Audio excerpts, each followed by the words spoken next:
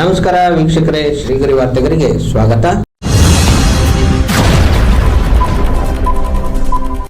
ದಿನಾಂಕ ಆಗಸ್ಟ್ 8, 2026ರಂದು ಮೈಸೂರಿನ ಗಾಂಧಿ ವೃತ್ತದಲ್ಲಿ ಶಾಸನಸಭೆಗಳಲ್ಲಿ ಯಾವುದೇ ಷರತ್ತುಗಳಿಲ್ಲದೆ 33% ಮಹಿಳಾ ಮೀಸಲಾತಿ ಜಾರಿ ಮಾಡಲು ಒತ್ತಾಯಿಸಿ ಜನವಾದಿ ಮಹಿಳಾ ಸಂಘಟನೆ ಜೆಎಂಎಸ್ನಿಂದ ಪ್ರತಿಭಟನೆ ನಡೆಸಲಾಯಿತು. ಈ ಸಂದರ್ಭದಲ್ಲಿ ರಾಜ್ಯ ಪ್ರಧಾನ ಕಾರ್ಯದರ್ಶಿ ದೇವಿ, ಜಿಲ್ಲಾ ಸಂಚಾಲಕರಾದ ಶಕುಂತಲಾ ಎನ್ ಸುಬ್ರಹ್ಮಣ್ಯ ಹಾಗೂ ಅಖಿಲ ಭಾರತ ಜನವಾದಿ ಮಹಿಳಾ ಸಂಘಟನೆಯ ಪದಾಧಿಕಾರಿಗಳು ಪಾಲ್ಗೊಂಡಿದ್ದರು.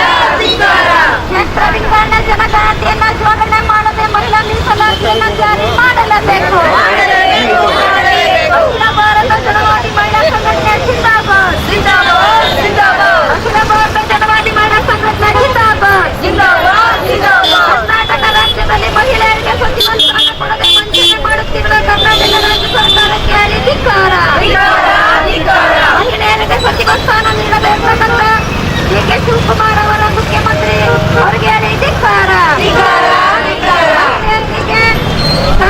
ಸಚಿವ ಸ್ಥಾನ ಕೊಡಲೇಬೇಕು. ಸರ್ಕಾರಕ್ಕೆ ಅಧಿಕಾರ. ಜನಗಣತಿ ಕ್ಷೇತ್ರ ವಿಂಗಡಣೆ ಕಾರಣವಿಲ್ಲದೆ ಈ ಕ್ಷಣದಲ್ಲೇ ಮಹಿಳಾ ಮೀಸಲಾತಿ ಜಾರಿಗೆ ತರಲೇಬೇಕು.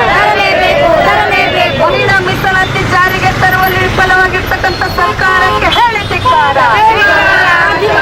ಮಹಿಳಾ ವಿರೋಧಿ ಕೇಂದ್ರ ಸರ್ಕಾರಕ್ಕೆ ಹೇಳಿ ಧಿಕ್ಕಾರ. ತಕ್ಷಣದಲ್ಲೇ ಮಹಿಳಾ ಮೀಸಲಾತಿ ಜಾರಿಗೆ ತರಲೇಬೇಕು. ಈಗಲೇ ಮಹಿಳಾ ಮೀಸಲಾತಿ ಜಾರಿಗೆ ಬರಲೇಬೇಕು. ಮುಂಬರುವ ಚುನಾವಣೆಯಲ್ಲೇ ಮಹಿಳಾ ಮೀಸಲಾತಿ ಜಾರಿಗೆ ಬರಲೇಬೇಕು.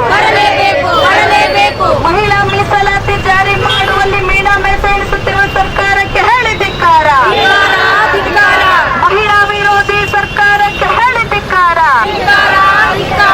ಮಹಿಳಾ ಮೀಸಲಾತಿ ಜಾರಿಗೆ ಬರುವವರೆಗೂ ಹೋರಾಟ ಮುಗಿಯುವುದಿಲ್ಲ. ತಕ್ಷಣದಲ್ಲೇ ಮೀಸಲಾತಿ ಜಾರಿಗೆ ಬರಲೇಬೇಕು. ಈಗ ನಡೆಯುತ್ತಿರುವ ಅಧಿವೇಶನದಲ್ಲೇ ತಕ್ಷಣ ಮೀಸಲಾತಿ ಜಾರಿಗೆ ಬರಲೇಬೇಕು. ಅಧಿವೇಶನ ಶುರುವಾಗಿಷ್ಟು ದಿನಗಳು ಕಳೆದರೂ ಮಹಿಳಾ ಮೀಸಲಾತಿ ಜಾರಿ ಮಾಡುವಲ್ಲಿ ಮೀನಾಮೇಷ ಎಣಿಸುತ್ತಿರುವ ಸರ್ಕಾರಕ್ಕೆ ಹೇಳಿ ಧಿಕ್ಕಾರ. ಮಹಿಳಾ ವಿರೋಧಿ ಕೇಂದ್ರ ಸರ್ಕಾರಕ್ಕೆ ಹೇಳಿ ಧಿಕ್ಕಾರ. ಈ ದೇಶದ ಜನಸಂಖ್ಯೆಯಲ್ಲಿ ಇರ್ತಕ್ಕಂಥ ಅರ್ಧದಷ್ಟು ಮಹಿಳೆಯರನ್ನ ರಾಜಕೀಯ ಸಮಾನತಾ ಅವಕಾಶಗಳಿಂದ ದೂರ ಇಟ್ಟಿರ್ತಕ್ಕಂಥದ್ದು ಇದು ಒಂದು ಪ್ರಜಾಪ್ರಭುತ್ವ ವಿರೋಧಿಯಾದಂಥ ನಡೆಗಳು. ಪುರುಷ ಪ್ರಧಾನ ವ್ಯವಸ್ಥೆ ಒಳಗಡೆ ಮಹಿಳೆಯರನ್ನ ಇನ್ನೂ ಸಹ ಒಂದು 2ನೇ ದರ್ಜೆಯ ಪ್ರಜೆಗಳಾಗಿ ಕಾಣ್ತಕ್ಕಂಥದ್ದು. ಮತ್ತು ಜೊತೆಗೆ ಇಡೀ ಭಾರತ ದೇಶದಲ್ಲಿ ಪುರುಷರಿಗಿಂತ ಮಹಿಳಾ ಮತದಾರರ ಸಂಖ್ಯೆ ಹೆಚ್ಚಿದೆ. ಆದರೆ ರಾಜಕೀಯ ಸ್ಥಾನಮಾನ ಬಂದಂಥ ಸಂದರ್ಭದಲ್ಲಿ ಮಹಿಳೆಯರಿಗೆ ಮೀಸಲಾತಿ ಕೊಡದೇ ಮಹಿಳೆಯರನ್ನ ಕಡೆಗಣಿಸ್ತಾ ಇರ್ತಕ್ಕಂಥದ್ದನ್ನ ಜನವಾದಿ ಮಹಿಳಾ ಸಂಘಟನೆ ತೀವ್ರವಾಗಿ ಖಂಡಿಸ್ತೀವಿ. ಇಡೀ ಭಾರತ ದೇಶಾದ್ಯಂತ ಇವತ್ತು ಜುಲೈ 20ನೇ ತಾರೀಕಿನಿಂದ ನಿರಂತರವಾಗಿ ಡೆಲ್ಲಿಯ ಜಂತರ್ ಮಂತರ್ನಲ್ಲಿ ಭಾರತ ದೇಶದ ಮೂಲೆ ಮೂಲೆಗಳಲ್ಲೇ ಈ ಅಧಿವೇಶನದಲ್ಲೇ ಮಹಿಳಾ ಮೀಸಲಾತಿಯನ್ನು ಜಾರಿಗೊಳಿಸಬೇಕು ಅಂತೇಳಿ ಒತ್ತಾಯ ಮಾಡಿ ನಾವು ಪ್ರತಿಭಟನೆಗಳನ್ನು ಮಾಡ್ತಾ ಇದೀವಿ. ಯಾಕೆ ಅಂತ ಹೇಳಿದ್ರೆ ಮಹಿಳಾ ಮೀಸಲಾತಿಯನ್ನು ಜಾರಿ ಮಾಡ್ರಿ ಅಂತ ಹೇಳಿದ್ರೆ ಕ್ಷೇತ್ರ ವಿಂಗಡಣೆ ಜನಗಣತಿಯನ್ನು ಇದಕ್ಕೆ ಯಾವುದೇ ಕಾರಣಕ್ಕೂ ಜೋಡಣೆ ಮಾಡ್ದೇ ಯಾವುದೇ ಕಾರಣಕ್ಕೂ ತಡ ಮಾಡ್ದೇ ಈ ಒಂದು ಅಧಿವೇಶನದೊಳಗಡೆ ಮಹಿಳಾ ಮೀಸಲಾತಿಯನ್ನು ಜಾರಿಗೊಳಿಸಬೇಕು ಅನ್ನುವಂಥದ್ದು ನಮ್ಮ ಪ್ರಮುಖವಾದಂಥ ಬೇಡಿಕೆ ಇರತಕ್ಕಂಥದ್ದು. ಕರ್ನಾಟಕ ರಾಜ್ಯದಲ್ಲಿ ಸಚಿವ ಸಂಪುಟಗಳನ್ನು ಇವಾಗ ಮತ್ತೆ ಪುನರ್ ರಚನೆ ಮಾಡಿದ್ದಾರೆ.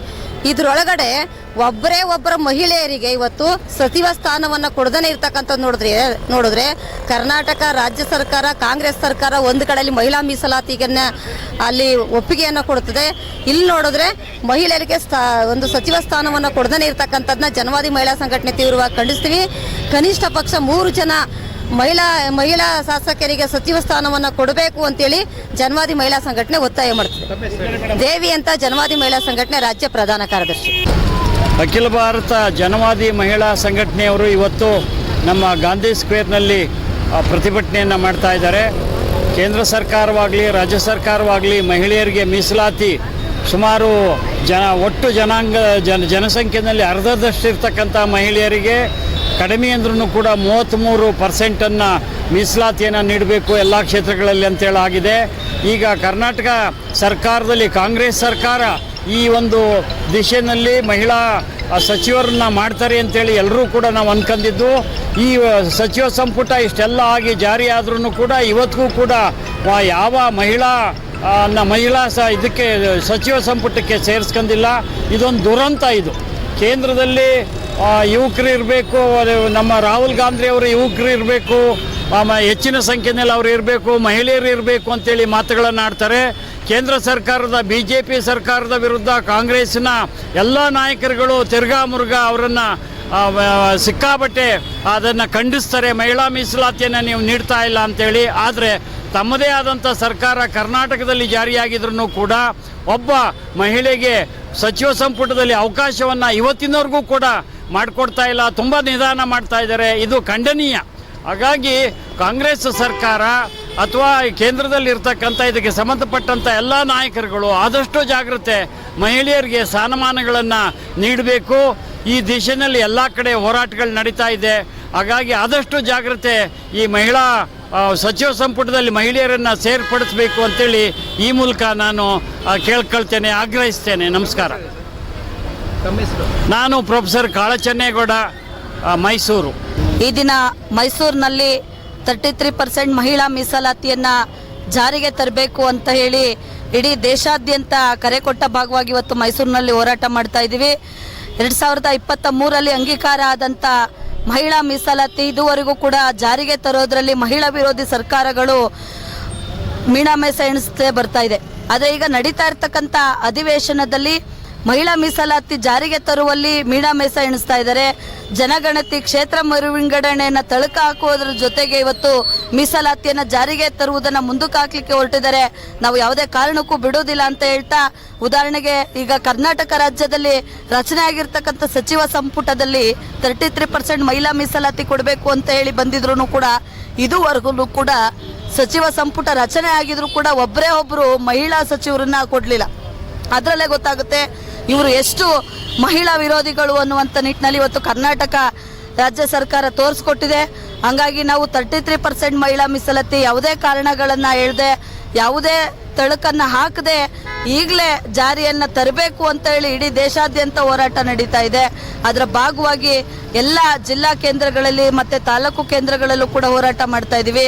ನೀವೇನಾದರೂ ಜಾರಿಗೆ ತರಲಿಲ್ಲ ಅಂತ ಹೇಳಿದ್ರೆ ಮುಂದಿನ ದಿನಗಳಲ್ಲಿ ಉಗ್ರವಾದಂಥ ಹೋರಾಟವನ್ನು ನಂಬ್ಕೊಳ್ಬೇಕಾಗುತ್ತೆ ಅಂತ ಹೇಳ್ತಾ, ಸುಶೀಲಾ, ಜನವಾದಿ ಮಹಿಳಾ ಸಂಘಟನೆ ರಾಜ್ಯ ಸಹ ಕಾರ್ಯದರ್ಶಿ. ಮತ್ತೆ ಮುಂದಿನ ವಾರ್ತೆಗರಿಯಲ್ಲಿ ಭೇಟಿಯಾಗೋಣ.